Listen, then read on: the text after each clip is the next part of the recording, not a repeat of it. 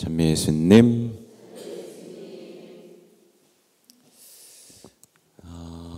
오늘 독서와 복음을 보면 부활의 기쁨이 잘 퍼져나가요? 안 퍼져나가요? 자꾸 턱턱 막히죠? 네, 그렇죠? 일독서에서는 보세요. 우리도 그것을 부인할 수가 없습니다. 부활이 있다는 걸 부인할 수가 없었던 거예요. 적들도. 그렇죠? 근데 다시는 아무에게도 말하지 않도록 엄중히 경고합시다. 이렇게 말을 하는 거예요.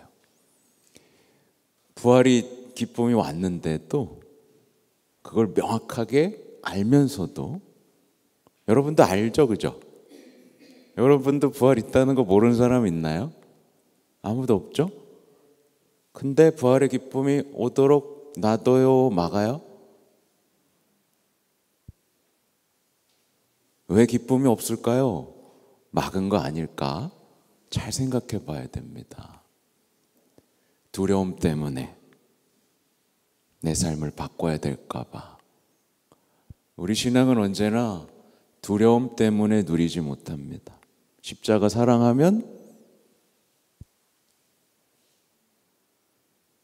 두려워서, 그죠? 다 두려워서입니다. 그리고 오늘 복음에도 믿지 않았다는 말만 몇 번 반복되죠? 네. 보세요. 저는 이 말이 인상적입니다. 뭐라고 하냐면, 뭐랄까요? 이 슬퍼하며 울고 있는 곳으로 가서. 그러니까 제가 요즘에 신자분들을 만나면 대부분 슬퍼하며 울고 있습니다. 근데 예수님 부활했습니다. 그러면 확 환해져야 되잖아요, 그죠? 근데 그 뭐 어쩌라고요? 약간 이런 표정인가요? 나 힘들어 죽겠어. 네, 믿지 않는 겁니다. 또 제자들의 말을 들어도 믿지 않는 겁니다. 그래서 기어코 나타나셔서 그들의 불신, 완고한 마음을 꾸짖으십니다. 그리고 너희는 온 세상에 가서 모든 피조물에게 복음을 선포하여라. 이게 뭐겠어요?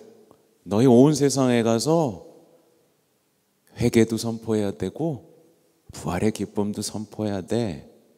할 수 있겠어? 근데 이거 물어보는 게 아닙니다. 명령이에요. 선포하라. 그죠? 아무튼 오늘 우리는 아까 말씀드린 대로 이 부활의 대축제 장정 중에 어쩌면 가장 중요한 날을 보내고 있습니다. 이 부활을 통해 우리는 성모님께서 누리신 부활의 기쁨을 누릴 수 있어야 되고, 내 신앙의 가장 중요한, 전 이게 가장 중요하다고 생각하는 게 뭐냐면 자비에 감동하는 거. 이게 가장 중요하다고 생각하거든요. 이 자비주일 하루 전날, 그러니까 마지막 날을 보내고 있습니다. 그래서 어떤 얘기를 할까? 저는 이제 첫 토요일이 되면 밤새도록 고민을 합니다. 성모님에 대한 어떤 얘기들을 하면 좋을까? 네, 자다가 또 깨서 막 일어나서 적었다가 또 자고 그냥 오늘도 새벽에 눈이 떠져가지고, 근데 갑자기 보이는 게 이제 6시 부활 3종 기도가 눈에 들어오더라고요. 이 부활 3종 기도가 눈에 들어오면서 이 성모성하고 이렇게 약간 겹치기. 부활 3종 기도엔 성모성이 없죠? 그래서 이상하다. 왜 없지? 네. 그러고 하나하나 뜯어보기 시작했습니다. 그랬더니 이렇게 되는 거예요.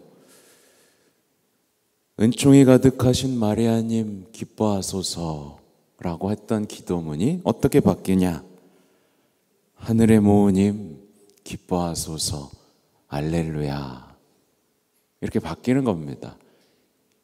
은총이 가득하신 마리아님이라는 구원의 시작이 이제 하늘의 모우님 기뻐하소서, 모든 것이 완성된 기쁨으로 알렐루야를 노래하는 거죠.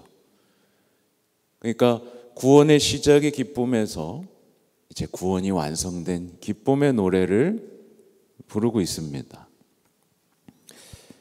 주님께서 당신과 함께 계십니다 라는 기도문은, 보세요, 주님께서 당신과 함께 계신 거 맞죠? 그죠? 근데 돌아가셨는데 다시 함께 계시죠? 그렇죠? 살아 돌아오셨잖아요. 그리고 성모님은 하늘에서 영원히 함께 계시죠? 이 함께 계신다는 게 변화되기 시작합니다. 태중에 함께 계셨는데 이제 살아 돌아오셔서 부활하셔서 함께 계시고 하늘에서 함께 계시다는 그 기쁨의 노래로 바뀌면서 태중에 모시던 아드님께서 말씀하신 대로 부활하셨나이다 알렐루야 라는 이제 믿음의 기도문으로 바뀌는 거예요. 네, 뭐 이게 어디 논문에 써 있는 건 아니고 제가 묵상한 겁니다. 네, 그 신부님이 그랬대라고 하지 마세요. 그냥 제가 묵상한 거니까. 또 이제 당신은 여인들 가운데 가장 복되시며 당신 태중의 아기도 복되십니다 라고 그냥 구원의 시작도 거기에 복됨, 복되다는 게 뭐겠어요? 행복하십니다 이거였잖아요. 근데 이제 이분이 하늘에 올라가셨으니 이제 희망의 노래를 부르기 시작합니다. 저희를 위하여 하나님께 빌어주소서. 바로 그 복된 분을 통해 동정 마리아님 기뻐하시며 즐거워하소서. 그죠? 주님께서 참으로 부활하셨나이다 라는, 그러니까 성모성이 엄청난 기쁨의 노래로 바뀌어가는 과정들을 볼 수 있고, 이제 그 시작, 엘리사벳의 태안에서 기뻐 뛰놀던 세례자 요한의 기쁨이 이제 온 세상에 탄생하는 겁니다. 얼마나 기쁜 노래인가요? 네, 그죠, 여러분? 네, 부활 삼종 기도는 왜 이렇게 안 외워지나 모르겠어. 맨날 보고 해도 헷갈려. 잠깐하고 이제 또 안 하잖아요. 네, 마치 제가 성주간 전례 때마다 헷갈리는 거랑 똑같습니다. 아무튼 저는요, 제가 오늘 이제 이 기쁨에 대해서 이렇게 계속 강조하는 이유는 우리 신앙인들의 실태를 알고 있기 때문에 그렇습니다. 많은 분들이 부활의 기쁨을 실감하지 못하고 살아간다는 거 너무나 잘 알고 있습니다. 가끔 이렇게 만나보면 나 분명히 다 얘기해 줬는데 분명히 알려드렸는데 마치 처음 들어보는 얘기 마냥 저한테 묻는 분들이 꽤 많이 있어요. 그게 잘 안 들어가나 봐요. 네, 벌써 1년 넘게 얘기했는데, 아무튼 부활의 기쁨을 전하는 대신에 뭘 전하는지도 다 알고 있습니다. 네, 험담을 전하는 사람도 있고 자신의 슬픈 이야기를 전하는 사람들이 더 많죠. 내 얘기 좀 들어보세요 라는. 행복해질 수 있을까요? 누가 내 얘기 들어주면 행복해요, 여러분? 부활을 전할 때 행복해요. 바꿀 수 없는 겁니다, 이건. 내 얘기 전하는 사람은 평생 불행합니다. 부활의 기쁨을 전할 수 있도록 변화돼야 돼요. 미사 때는 알렐루야를 노래하면서도 굉장히 막막한 현실에 놓여 있다는 걸 너무나 잘 압니다.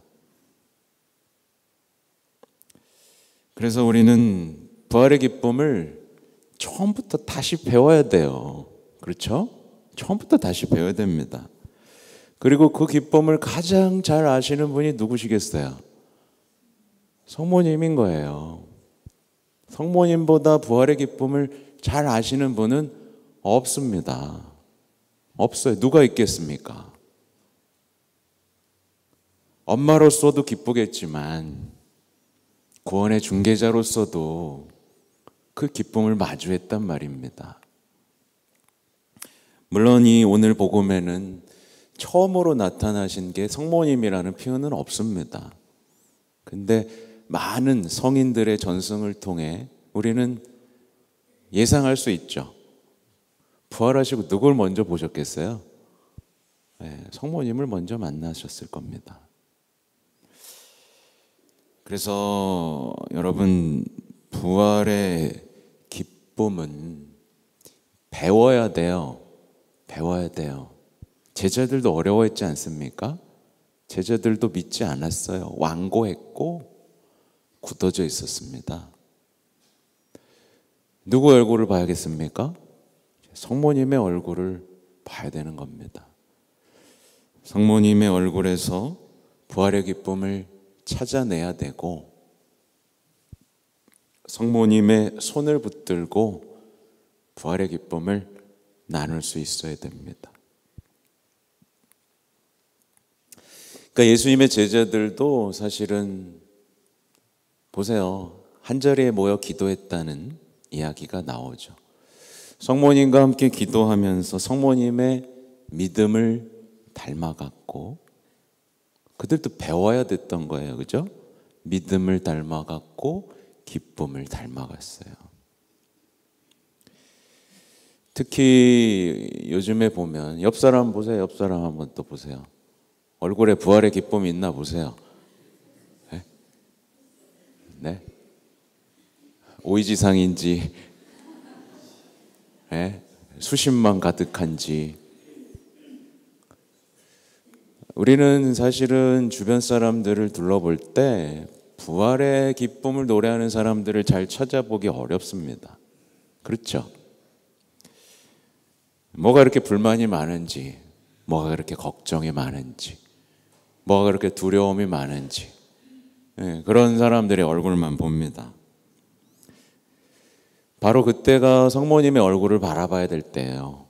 아무도 부활을 기뻐하지 않을 때 성모님을 봐야 됩니다.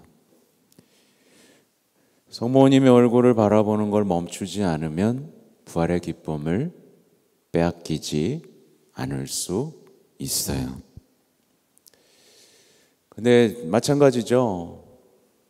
성모님을 이렇게 아름다운 성모님을 앞에 모셔놨는데 많은 사람들이 또 똑같은 현상이 일어나고 있어요. 십자가를 보면서 자기 상처만 보는 사람들이 성체를 보면서 자기 사랑을 키워가는 사람들이 있는 것처럼 성모님을 보면서도 그냥 슬퍼하면서만 바라보는 거예요. 그냥 계속. 성모님은 얼굴로 뭐라고 말씀하시냐면, 애야, 이제 인생은 무덤에서 끝나지 않아. 그죠? 무덤에서 끝나지 않아. 예수님 부활하셨어. 나와 기쁨을 함께 나누지 않겠니? 근데 자꾸 슬퍼만 하는 겁니다. 그래서 부활이 기쁘지 않다면 제가 계속 말씀드리잖아요. 모든 신앙을 다 점검해 봐야 된다고. 완고하게 버티지 말라고. 나 열심히 해왔고 나 이만큼 해온 사람이야. 내가 간부도 이렇게 많이 했는데 내가 뭐 부활의 기쁨을 모르긴 뭘 몰라. 이런 얘기하지 말고 다시 시작하란 말입니다. 내가 가진 희망, 내가 하는 사랑, 내가 하는 기도, 내가 하는 봉사 다 점검해 봐야 됩니다. 여기 부활의 기쁨이 녹아들어 있는지 말이죠. 계속 강조하지만 많은 분들이 살기 위해 봉사합니다. 살기 위해. 집에 있는 게 너무 싫어서 열심히만 합니다. 제가 말씀드리잖아요. 바리사의 율법학자도 열심히 했다니까요. 나의 열심함 잘 보셔야 돼요.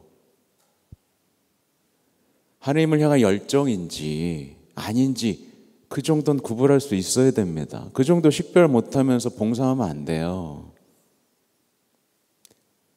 근데 원래대로라면 봉사하면서 식별을 하게 돼 있어요. 처음에는 살고 싶어서 할 수 있어요. 여기가 좋아서 할 수 있어요. 사람이 좋아서 할 수 있어요. 근데 그게 계속 가면 안 되잖아요. 계속 가면 안 돼요. 정화되어야 되는 겁니다. 정화되어야 되는 겁니다. 그래서 성모님이 기준이에요. 성모님이 나의 믿음, 나의 희망, 나의 사랑, 나의 행복, 나의 노래가 성모님과 닮아가고 있는지를 보시면 돼요. 자꾸만 슬퍼하는 성모님만 보지 말고 부활에 기뻐하는 성모님을 보셔야 돼요. 그러니까 우리나라의 정서상 성모님을 좋아하는 이유가 뭐예요?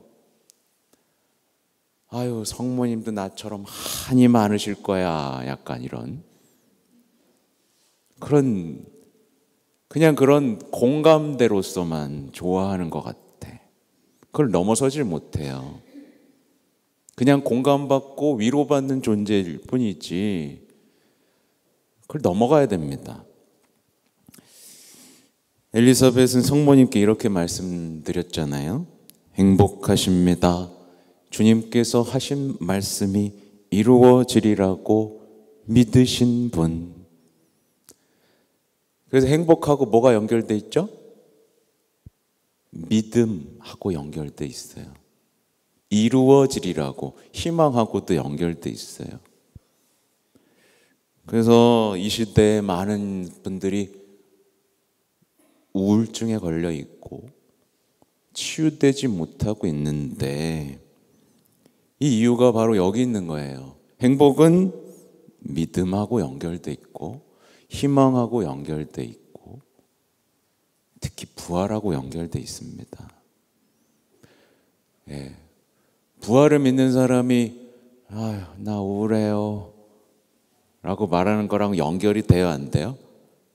돼요? 되면 좀 알려주세요. 어떻게 연결하는지. 안 돼요. 부활을 믿는 사람이 우울할 수는 없어요. 왜? 고통을 받더라도 죽음을 겪더라도 예수님을 바라보기 때문에 그렇죠. 특히 이제 오늘은 하느님의 자비주의를 하루 앞뒀는데 오늘 우리가 기억해야 할 영혼들은 마음이 차가운 영혼들입니다. 9일 기도 중에 있어요. 시체처럼 싸늘하게 식어버린 사랑 없는 영혼들을 기억하는 날입니다. 요즘 좀비 영화가 많이 나오는 이유가 있어요. 어르신들은 잘 모르겠지만 그냥 인간이 좀비 같은 거지. 그냥 시체처럼 서로를 뜯어먹으며 사는, 그죠? 그래서 이게 뭐냐면 하느님의 자비와 멀어진 영혼이 차가운 영혼이에요. 여러분, 하느님의 자비와 가까워요, 멀어요? 가까워요? 이렇게 말하면 이해하기 쉬워요. 여러분, 고해소하고 가까워요, 멀어요? 먼 거예요. 그러니까 먼 거라고요. 하느님의 자비와 가깝냐, 고해소와 가깝냐, 같은 얘기예요. 그렇죠? 그래서 파우스티나 성녀의 일기에는 이런 차가운 영혼들에 대한 구체적인 묘사가 나오는데 이런 거예요. 남들만 바라보고 남들에 대한 이야기만 하는 걸 좋아하는 영혼. 자기 자신 안에서 일어난 일에 대해서는 아무것도 모르는 영혼. 속은 비어 있고 수다와 불평을 통해 마치 주님을 찾을 수 있다고 생각하는 영혼. 잘못을 고치고 자비로 숨어드는 게 아니라 시기, 질투, 미움으로만 차오르는 영혼. 다른 영혼들을 부러워하지만 정작 자신에게 주어진 선물은 받을 마음도 없고 받을 줄도 모르는 영혼. 그래서 주님께서는 이런 영혼들하고는 아무것도 함께 할 수가 없다 라고 말씀하십니다. 그래서 오늘 우리가 기도해야 될 건 부활의 기쁨을 모르는 영혼들을 위해 기도해야겠고, 또 십자가에서 드러난 사랑의 불길에도 마음이 차갑게 식어버린 영혼, 혹시 우리일 수도 있죠? 이 영혼들을 위해 기도합시다. 아멘.